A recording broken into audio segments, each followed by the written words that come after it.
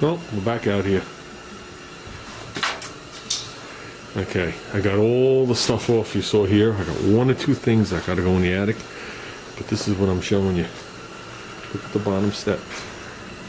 See the bend in it? It's also bent this way from the heat. See it? Might be hard to pick up. Okay, this ladder was under a couple of feet of snow. I will not go on an aluminum ladder with any kind of water or ice on it. Your feet just go to the side and you get hurt. Did enough GC work to know that. But so I have it leaning towards it to melt it all off. But the reason I'm showing this is Tom Noble was talking about how his quarter panel grew. My experience with thin metal is it grows when you heat it and it doesn't come all the way back.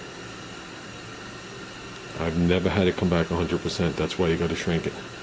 So I'm not surprised when you show that gap in the quarter panel, like in the wheel well to the inner wheel well house, that you had a gap like that. I'm really not surprised, especially the way you showed the way he welded it in beads like that.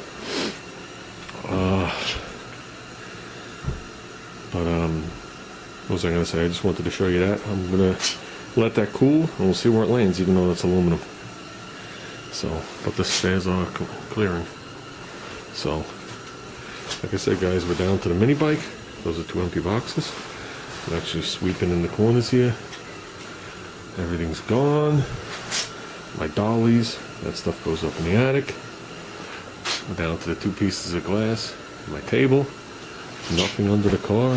There's one of my fire extinguishers. That's it, guys. I told you. See you, Dizzy. Eventually I'm done cleaning. I just keep, when I start to clean, I just keep finding more shit. That's the problem. And the stuff I stacked before, I restack again. So, but things are better this time. I'm going to be able to get to my tent from now on. If I want to bring my actual real tent, not that cheap, cheesy 10x10, I'll be able to get to that. That'll be on the back of the lift. I have it laying on the front now, but it'll be on the back. So when I pull out the wagon, I can just pop it down. Compressors are done.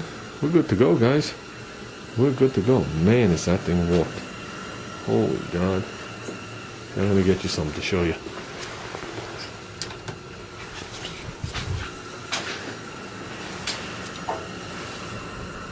See that? So, I ain't looking to burn myself. But yeah, it's definitely up there too. So I'm definitely not going to touch that. There you go. Ice cold. It's been a while.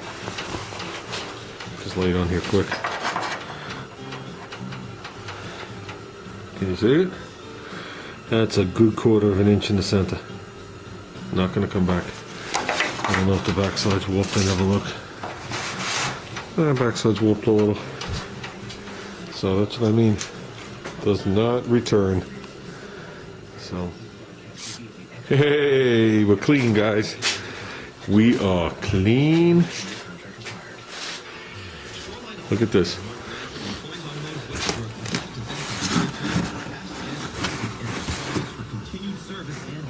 See it?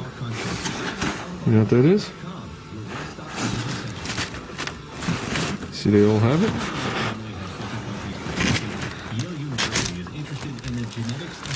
That's what happens when you put new lifters on an old cam. That's exactly what happened. The cam started to fail. Well, cam did fail. I mean, just because the lobes are there doesn't mean it failed. It didn't fail. So, at the time I had saved this just so I had the measurements off it. There's a stock, the 68-390 cam. But I have all the specs and I actually reproduced the cam if you wanted to go with this, which is the same cam they put in the stock 360. That's why the horsepower rating was so low on the AMC. Had nothing to do with the engine. The engine was ready to go. AMC felt that if they gave you the high compression, they gave you the forged crank, they gave you the forged rods, they gave you the big valve heads, they gave you the reshaped combustion chambers and exhaust ports and intake ports, They gave you the high nickel block. They gave you everything. They already gave you the 4-barrel, which was a high flow intake, which is pretty cool. And they put a stock cam in there from actually a 343.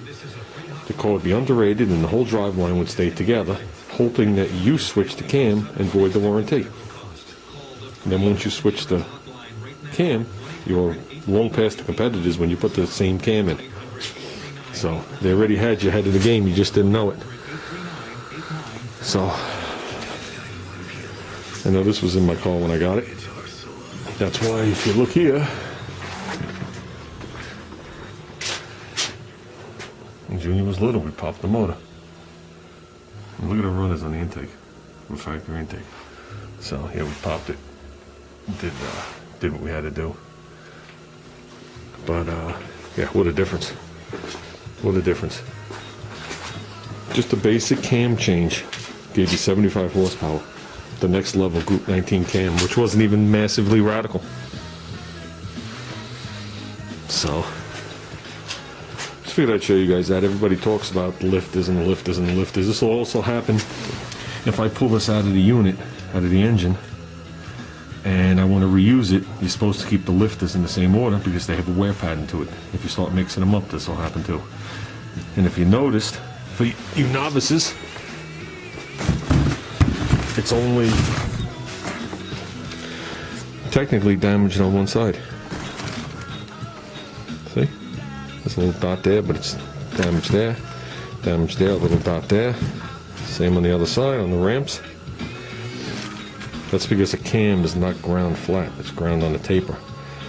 And as it goes, it rides on the edge and your lifter spins around like this. So, unless you have a roller. That's why when you have a roller cam, you have the bridge across, guiding the two lifters up and down. Because obviously the wheel has to stay in line with the lobe, and the lobe is cut flat. This actually has an angle to it. So,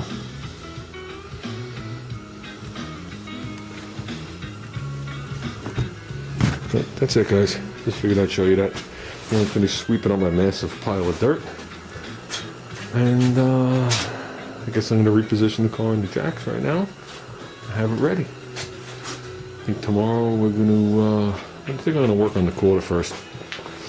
Shh, don't tell Ruben. Ruben's already asked me what I'm working on the car, and I told him it's top secret. So Ruben, don't anybody tell Ruben what I'm doing. But I think what we're going to do is, I think we're going to, I'm going to finish off this quarter, because the door's done. The door just has to be primed. I'm going to finish off the quarter. If you remember, I block sanded and I found a little high spot that I worked down. I think from, where's the door gap? Door gap's here. I think maybe starting 6 inches in, and like maybe a foot past where I know I did my repair. I'm going to skim it and give it a block sand, call it good. So, I never saw any whoops in it.